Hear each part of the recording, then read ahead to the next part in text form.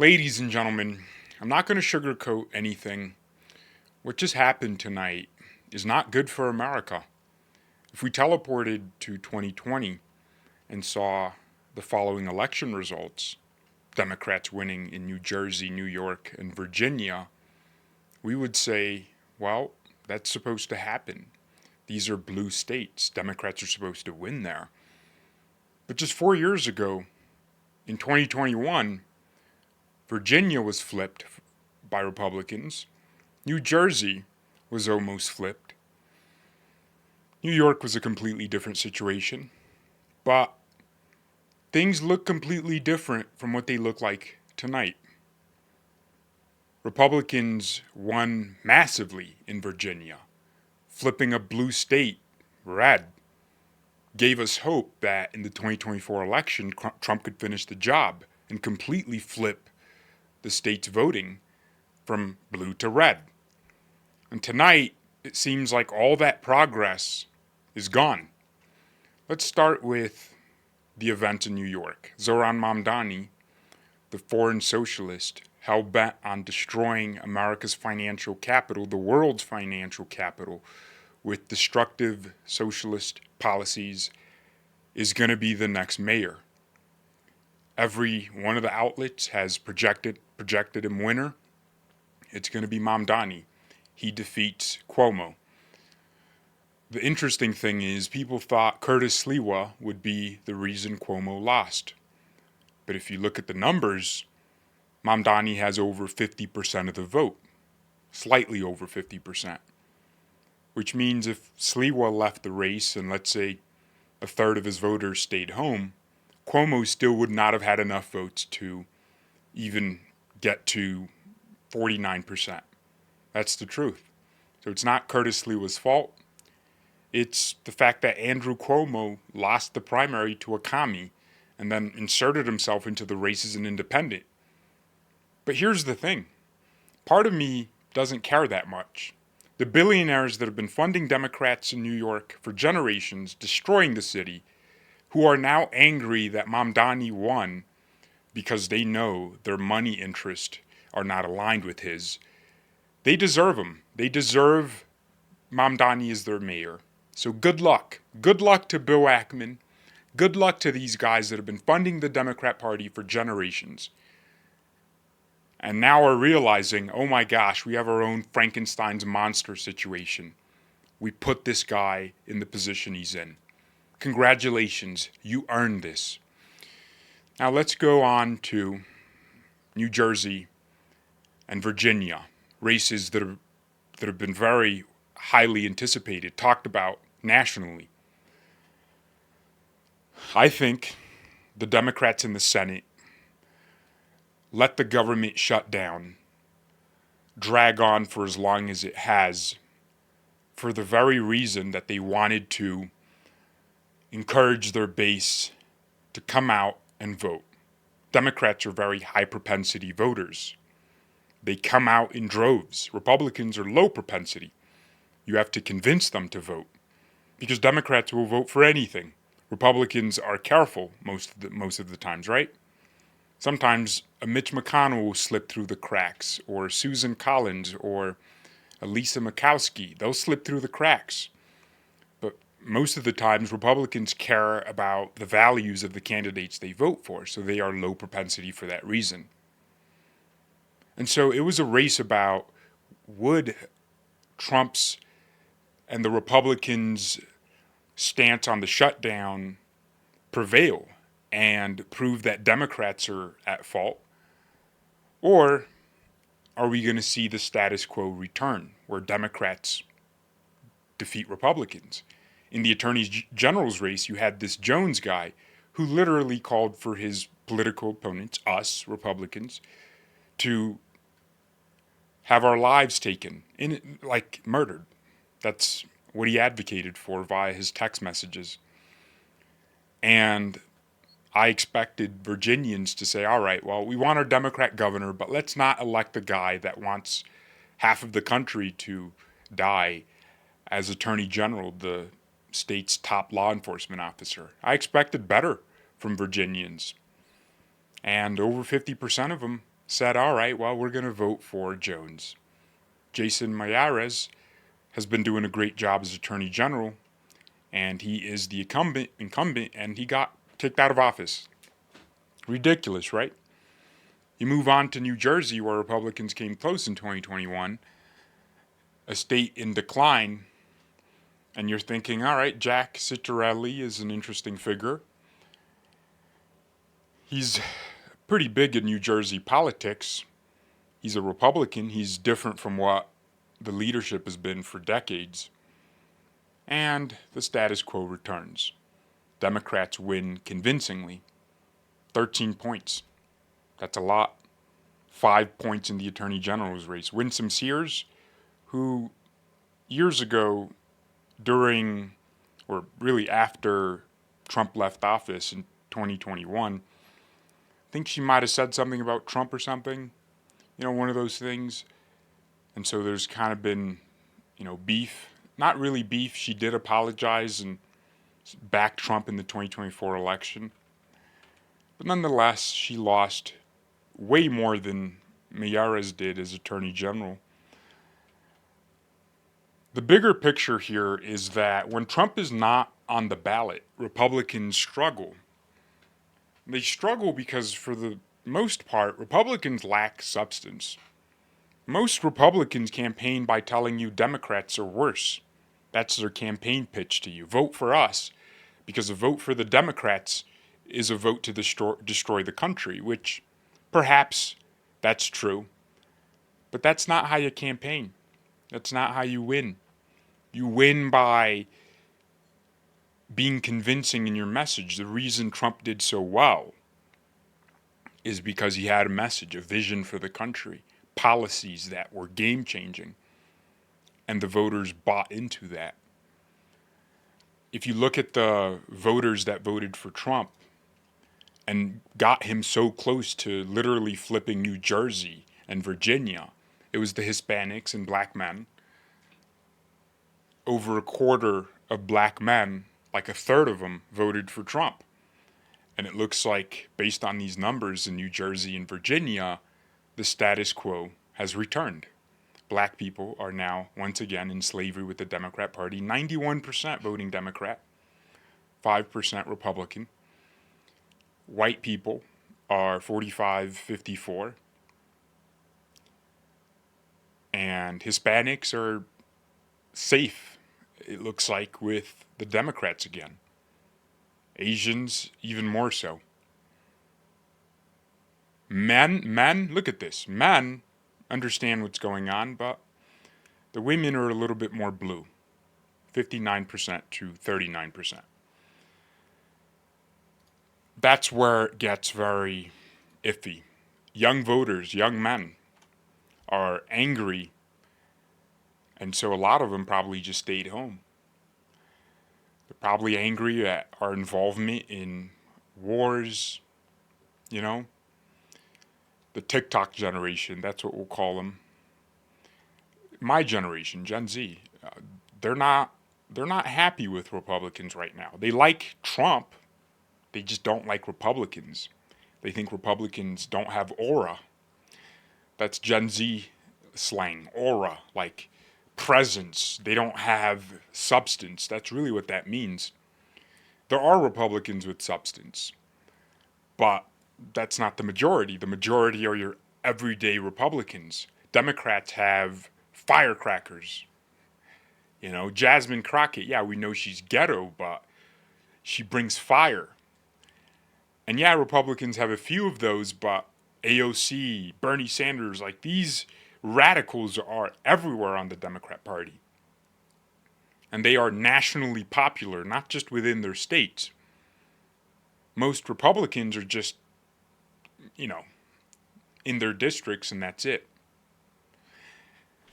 The bigger picture here is that in 2026, if Republicans don't do the right things to take power, which they already have, but fully take it, remove that stupid filibuster, which in principle could be a good thing, but has only been detrimental to the country, in my opinion, in many ways.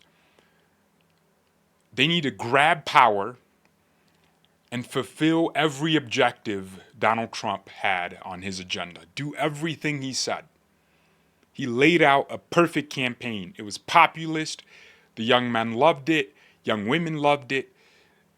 Voters loved it. All kinds of voters loved it. Industry leaders loved it. Unions loved it. He had a very populist, unifying, big tent political platform that everyone loved. But Republicans aren't implementing that because some of the critical measures in Trump's promise are things Democrats like filibustering. One Democrat will open debate on a bill passed by the House and that bill just dies. Republicans can change the trajectory of the country by just going all in on Trump's policies. That's what they need to do. They're not going to lose the Senate next year, but they might lose the House. And you know what that means? The last 2 years of Trump's presidency will be spent fighting impeachments. They are going to impeach Trump for literally every word he says. And they don't care if there's enough evidence because they're going to vote to impeach him. Democrats are all going to stick together. And then it's going to go to the Senate and it's going to die there. But guess what? Trump's legacy is going to be impeached a billion times. And that's the problem. Which means in 2028, the nation is going to think Trump is some felon. And whoever Trump picks as his successor will be looked at as a felon, as an impeached party to the situation. Democrats might even impeach the vice president, J.D. Vance, just so they can say, all right, we impeached him. They'll impeach all of Trump's cabinet just so they can say we impeached him too. And whoever tries to run in 2028 to maintain the Republican control of the White House will have a very tough time fighting off impeachment narratives. You guys see this. You know this. We've been through this before. Trump got power in 2017.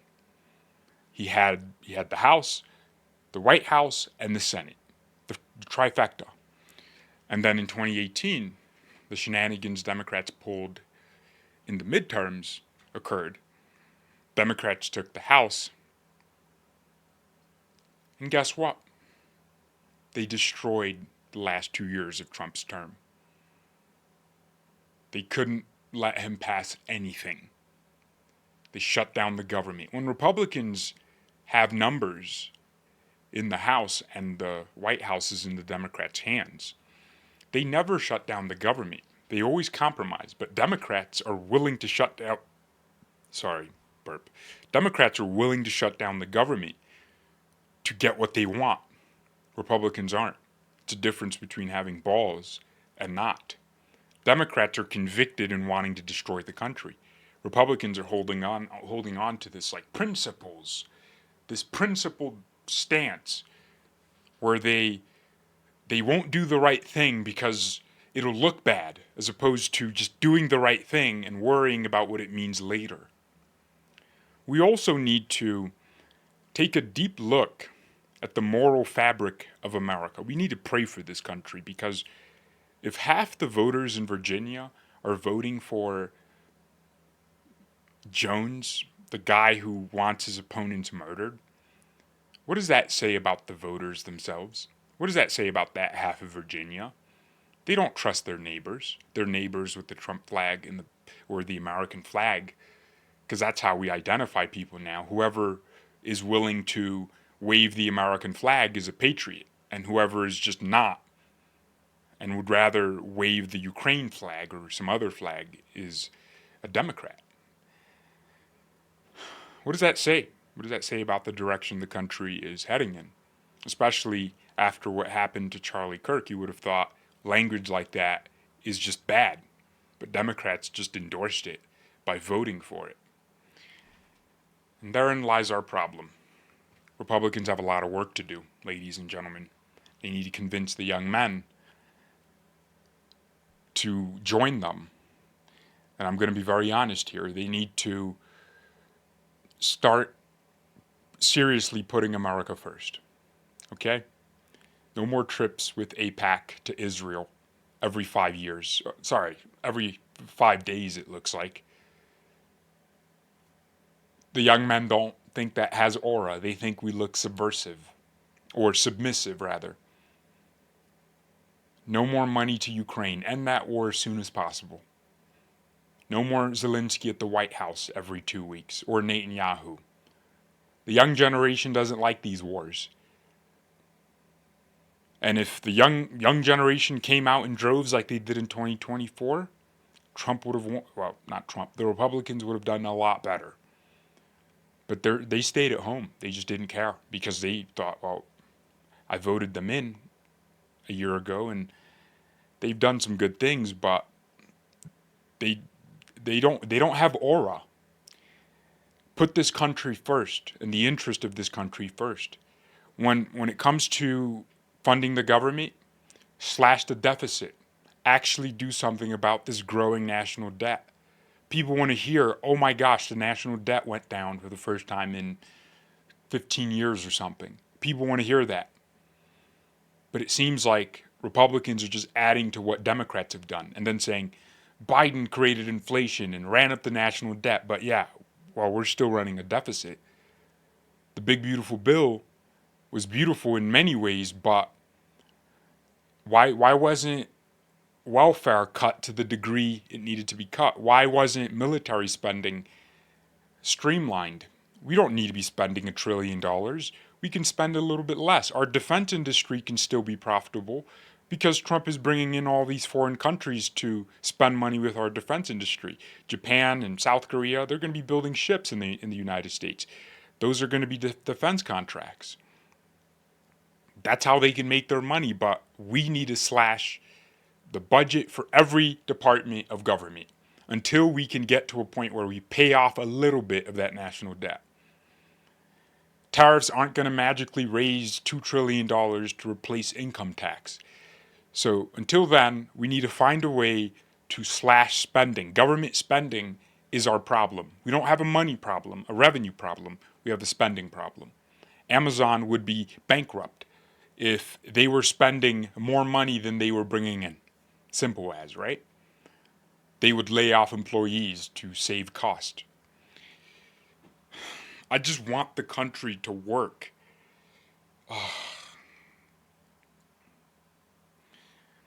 I don't think. Actually, this is a blessing because it should be a wake up call, right? It should be a wake up call to these Republicans.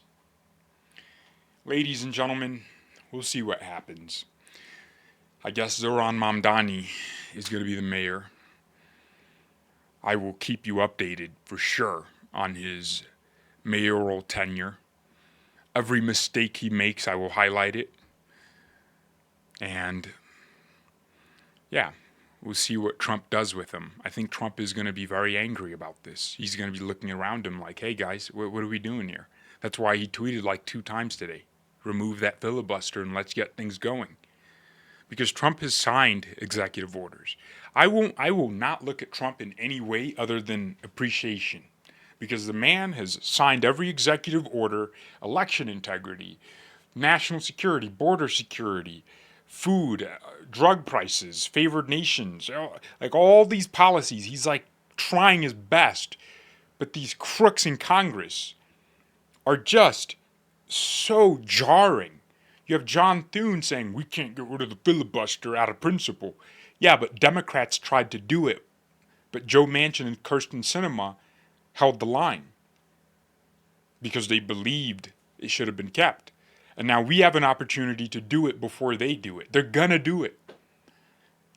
And they're going to pack the Supreme Court. So why don't we do it ourselves while we have power, pass awesome policies, and then completely force the Democrats to transform their entire party from a party wanting to pack the Supreme Court to a normal party.